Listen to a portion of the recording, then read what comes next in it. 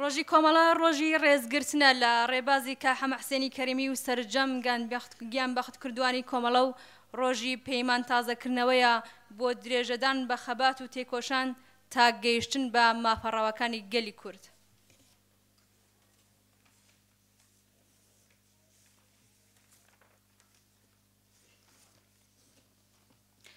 ژنان و کچانی زۆڵم لێکراوی کوردستان بۆ گەیشتن بە ماف و داخوازەکانتان و بۆ گەیشتن بە دنیایەکی دوور لە چەوسانەوە ڕوو لە هێزی پێشمەرگەی کۆمەڵە بکەن.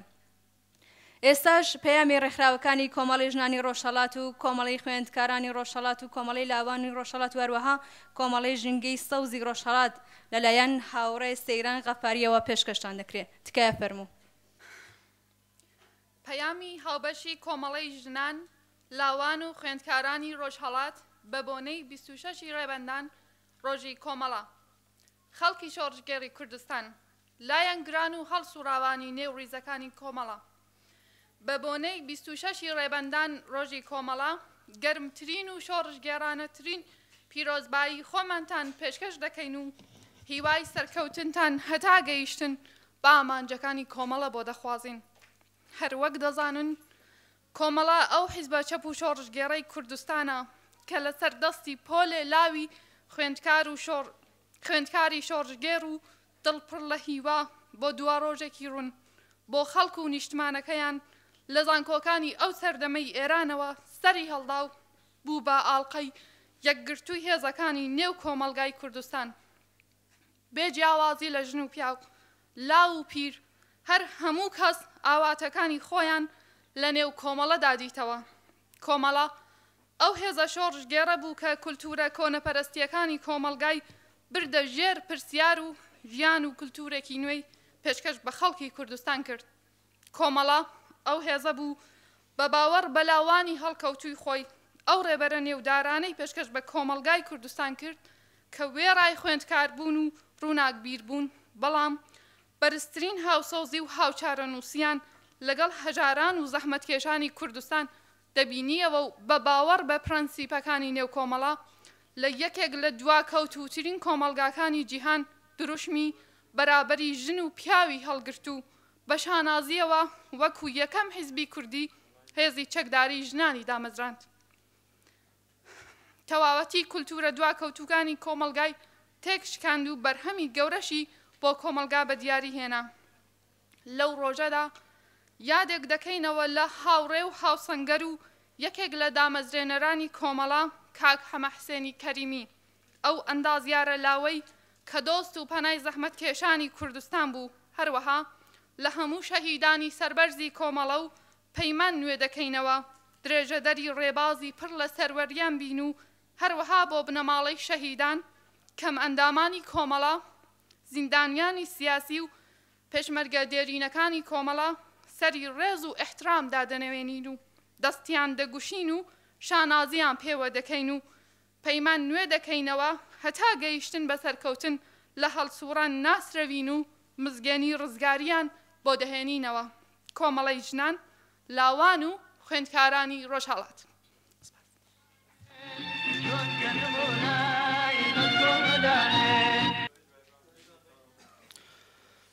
خۆشەویستان، ئێستاش لەسەر داوای بەشێک لە ئێوە بەڕێزان کاک میدیا حسین سرودی سیروان دەخی لەمان پێشکەش دەکات. تکایە فەرموو کاک میدیا.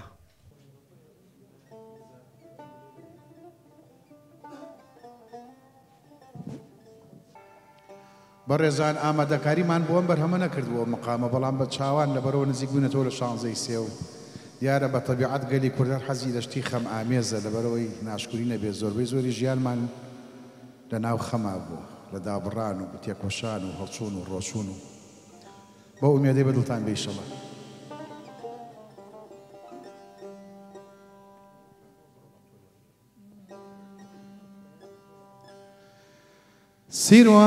سیروان دەخیلە سیروان دەخیلە ئەگەرێ دەبارێ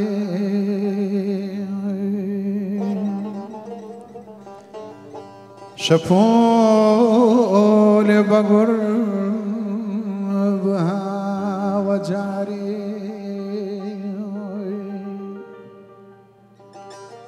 ڕەشماڵانی جاب هۆبەی دەشت و دەرێ کەوای پولەکەی گڕیان کردە بەرێ بەرداشی ئاشی ئاشوبی گەردون بەرداشی ئاشی ئاشوبی گەردون بەناخی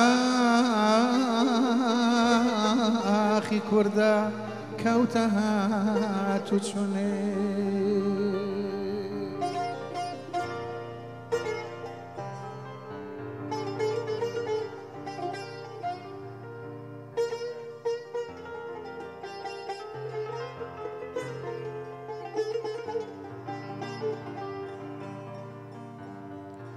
شیوەندە جێڕێ دایک لە هەردا قوڕ دەگرێتەوە بیکە بەسەردا شیوەندە جێڕێ دایک لە هەردا قوڕ دەگرێتەوە بیکە بەسەردا زریکەی ساوای مەلۆت کە کراو دێ لە نێو ماڵ و حاڵی بەجێماو ئاگر لە دەوری لانک بەر بووە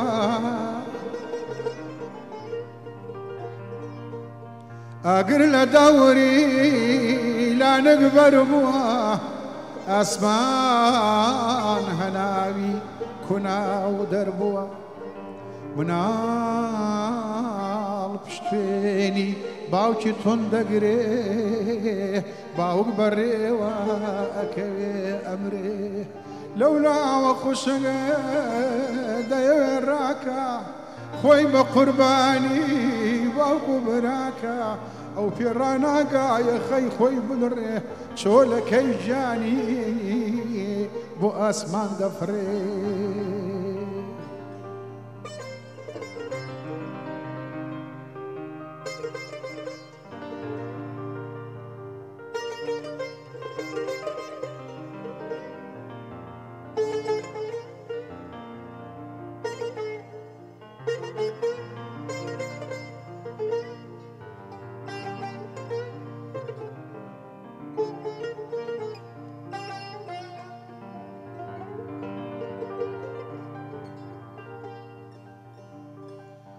قەتاورەی خێڵی وێڵی کۆڵ بە کۆڵ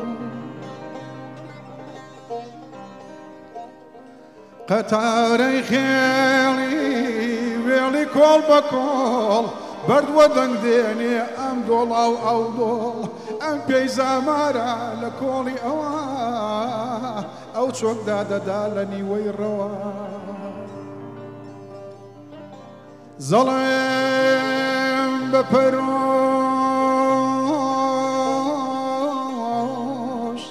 سیروانە ڕێگەی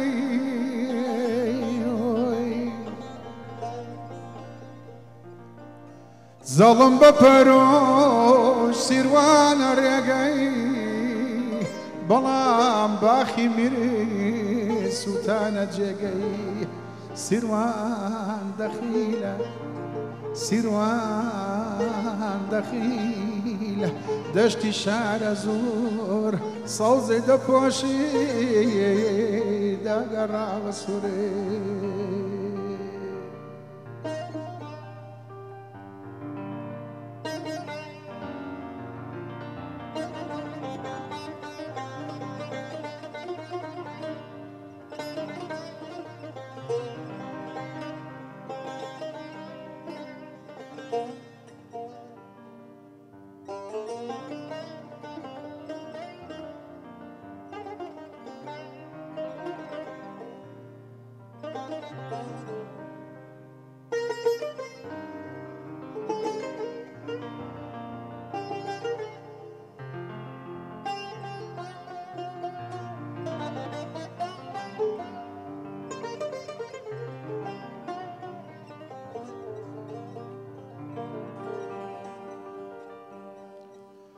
دەمی بەهارە جێژنی دەشت و کۆ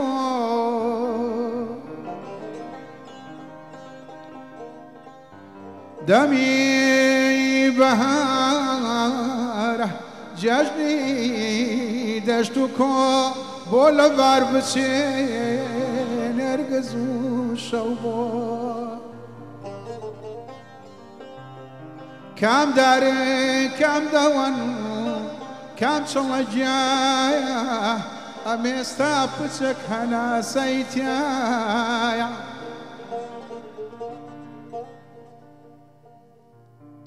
ترۆبکی چڕی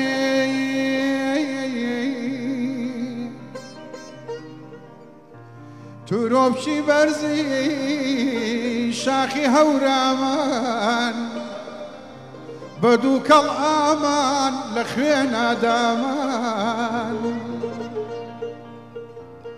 چیای شەرام و کەژی یاسنەوە غەرقی خەردەل پێتاتە و قیسەر شیوی دەرە قۆڵ چەمی خواجایی بسکی خۆ دەڕن لە تاو کیمیایی چەم و جۆباری پڕمەرواری ڕۆ چەم و جۆباری پڕمەرواری ڕۆ سروشتی جوانی کوردەواری ڕۆ خاکی بەراو مێرگیشینم ڕۆ بەندیلی کەژی بلورینم ڕۆ بناری چەری دارستانم ڕۆ بێستانی وەشی کوردستانم ڕۆ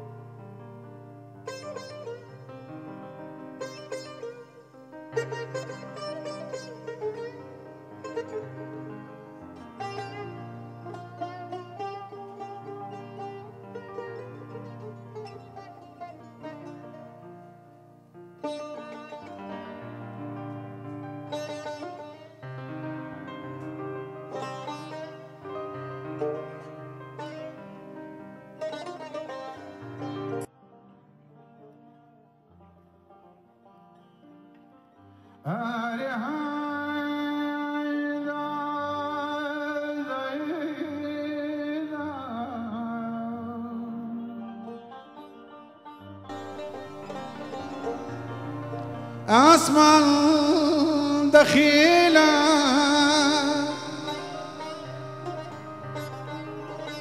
آسمان دخيلة براني داكا خلق شبرزو قليلكا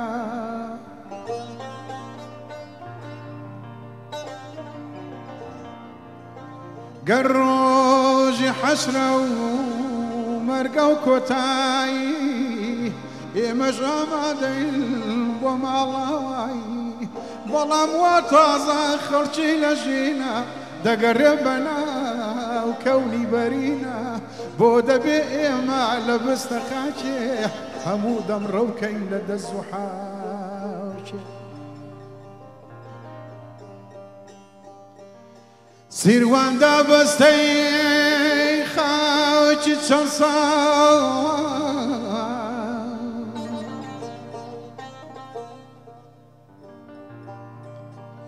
سيروان دابستي خاكي تشنصالا شاوي بخميم يجوي محالا بخور داقريح بقر مسيرة بناو كندلان بخاكي سويرة هر شي قرو آسن بنيرة وبعدان لبي زرم كلي هر شي قرو آسن بنيرة زعامد لبي ورابرين ليرة أم خاوك خاكي كردي دليرة أم خاك خاكي كردي دليرة بشي بلنقل جنقل شيرة هەر کور زوبانێ لەم گەلت یاچێ دڵۆ پێ خوێنی بە فیڕۆ ناچێ خوێنم خەڵاتی ئاڵای سوورەکەم خوێنم خەڵاتی ئاڵای سوورەکەم بۆ هێرۆشیمای شارە زوورەکەمێ.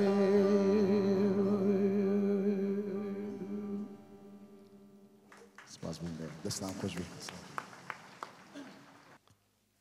سپاس بۆ بەڕێز کاک میدیا حسین و تیپی موسیقای لۆر.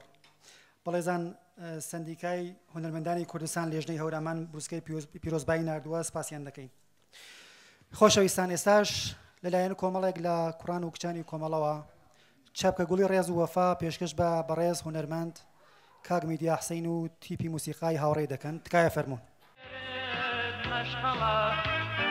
زیرەوە منزڵەوتە ئەسپی ژێرت مەشقەڵە باڵگراتیش ڕەو بەهاستا سوورە سواری کۆمەڵە باڵگراتیش ڕەو بەهاستا سوورە سواری کۆمەڵە.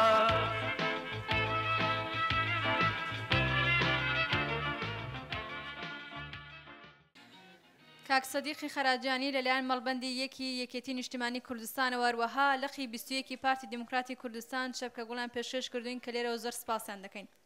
ئێستاش هاوڕێ شوانە پەخشانێکمان پێشکەش دەکات. فەرموو هاوڕێ شوانە. من کۆمەڵەم هۆنراوەی هاوڕێ موختار ئەحمەدی.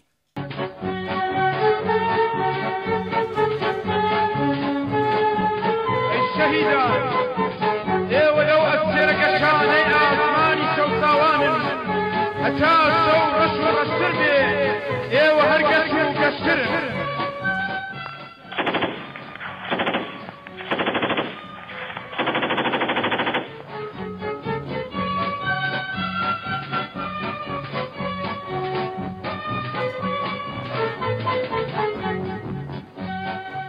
منداڵی هەژاران و شارولادەی کوردستانی ڕۆژهەڵاتم لە وەرزێکی خوێنیندا لەدایک بووم.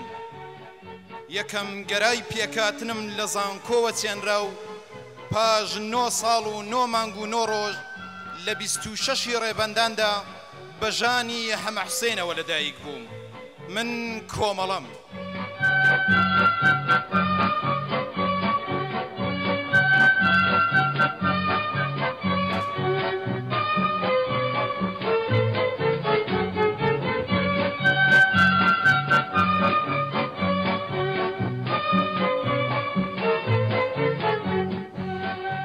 وەکو ڕێواسی بن ڕەوەزان هەڵکشام و باڵام کردو و پێگەیم.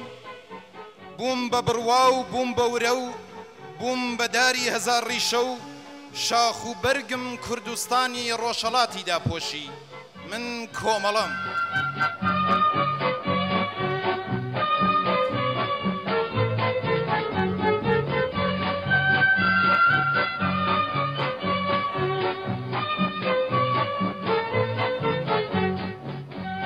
شێوی باوەڕ و شاخی لە بن نەهاتووی کۆڵنەدانم ئاگر و هەورە بروسکەم لانکەی شێرە کوڕانی ڕۆژی تنگانەم.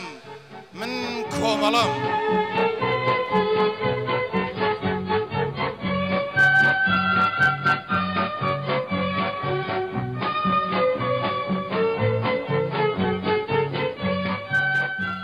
ئاسۆم ڕوون بیرم پۆڵا و ورەم قەندیلاسا بەرز و بەرزتر دەبێ و بەرەو لووتکا و هەنگاو دەنێم. من ڕێبواری ڕێگای دوور ڕێگای دووری سەفەری دوور بەرەو شاری ئازاد ژیان. من کۆمەڵەم.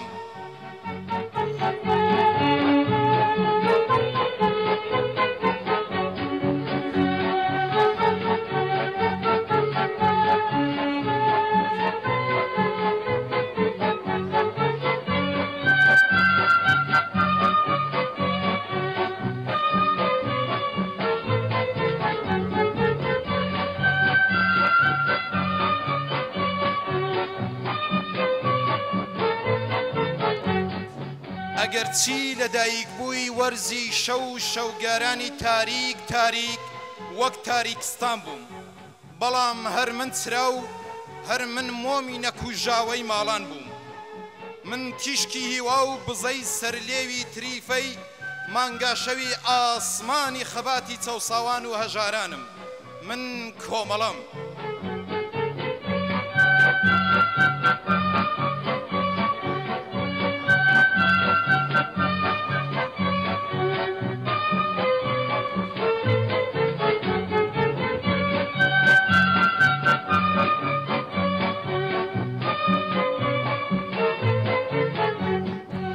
هەزار هەزار کوڕی ئازا و کچی خوێنگەرم، هەر هەمویان ئاڵا بەدەست و پێشمەرگە، بەڕێزەوە گیان لە لەپی دەست ئامادە بەڕیز وەستاون. من کۆمەڵەم.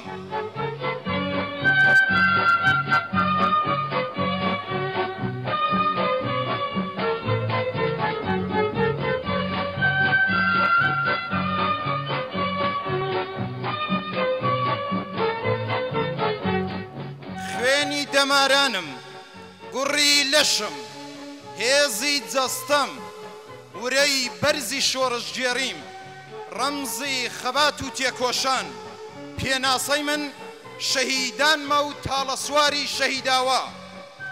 شاخان سەر شەقامم بوون و هەن، ئەشکەوتان تەلارم بوون و هەن، چەکی سەرشانم، هەموو مڵک و سامانم بووە و هەن. من کۆمەڵەم.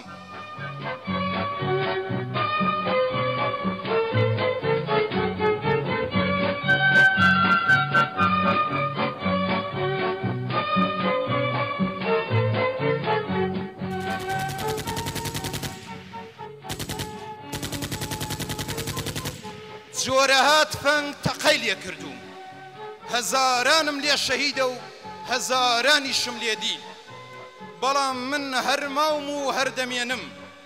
من ڕێبەری جوتیارانم وەک فوئاد، پارێزەری هەژارانم وەک سدیق، دکتوری ڕەنزدەرانم وەک جەعفەر. سەیرکە پێشەنگم خانەیە. من کۆمەڵەم.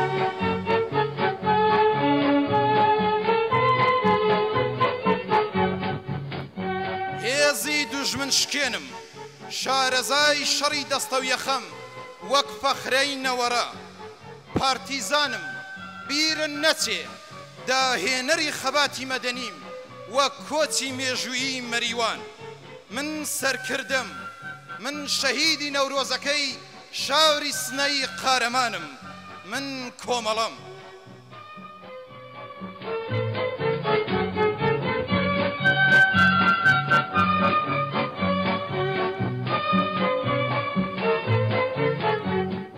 لە ڕێبەندی ڕێبەندان تەرمی سەدان شەهیدم لە کۆڵ ناوە و لە جەستەم خوێن ڕژاوە و ئێستەش برینم ناساڕێژە. قینی قڕکردنم دەبەزێنم، من ماوم و هەردەمێنم. من کۆمەڵەم. کۆمەڵە منم. من کۆمەڵەم.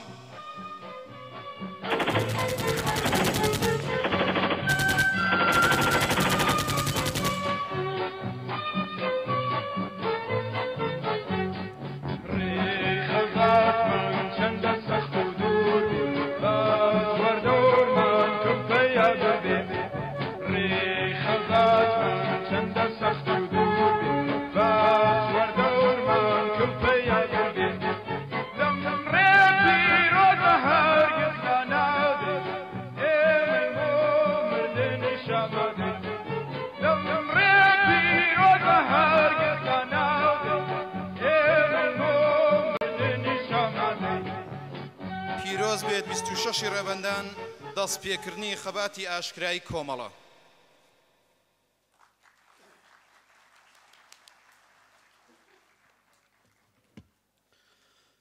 سپاس بۆ هاوڕێشوانەی ڕەحمانی. جارێکی دیکەش بەخێر بێن سەر و سەرچاوان بەخێر بێن.